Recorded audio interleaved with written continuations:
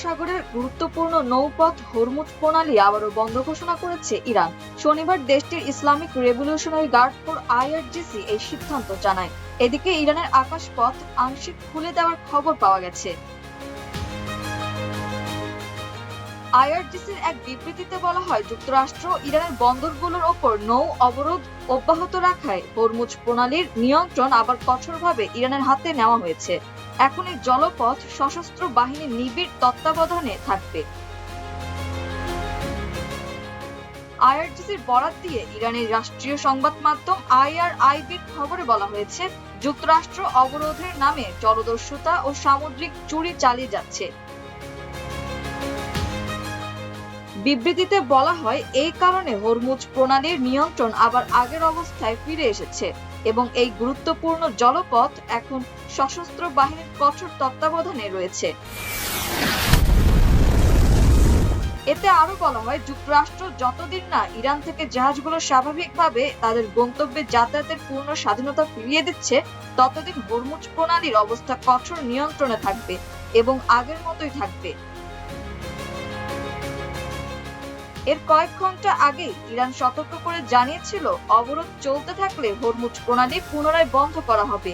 ইরানের পার্লামেন্টের speaker Mohammad বাগের গালিবাফ সামাজিক যোগাযোগ মাধ্যমে অবরোধ অব্যাহত থাকলে হরমুজ প্রণালী খোলা থাকবে না। এই জলপথ দিয়ে জাহাজ চলাচল ইরানের অনুমোদনের উপর নির্ভর করবে। এর আগে একটি যাত্রীবাহী প্রমোদতরী সফলভাবে হরমুজ প্রণালী অতিক্রম করে। মধ্যপ্রাচ্যে যুদ্ধ শুরু হওয়ার পর হরমুজ পার করা এটাই প্রথম প্রমোদতরী।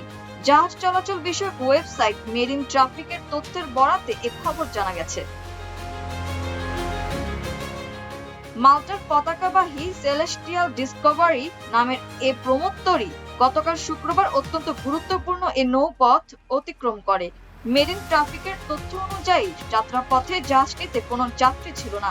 ইরান যুদ্ধ শুরুর পর এটি প্রথম কোনো যাত্রীবাহী জাহাজ যা প্রণালী পার হতে সক্ষম হলো।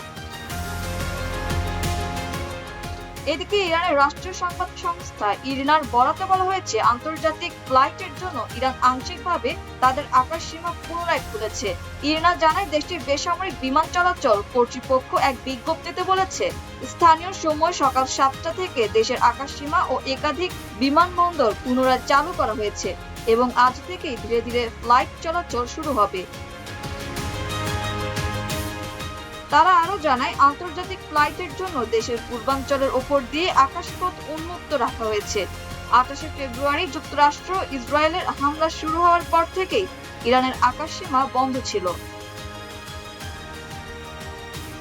মাল্টিমিডিয়া ডেস্ক, আমার দেশ।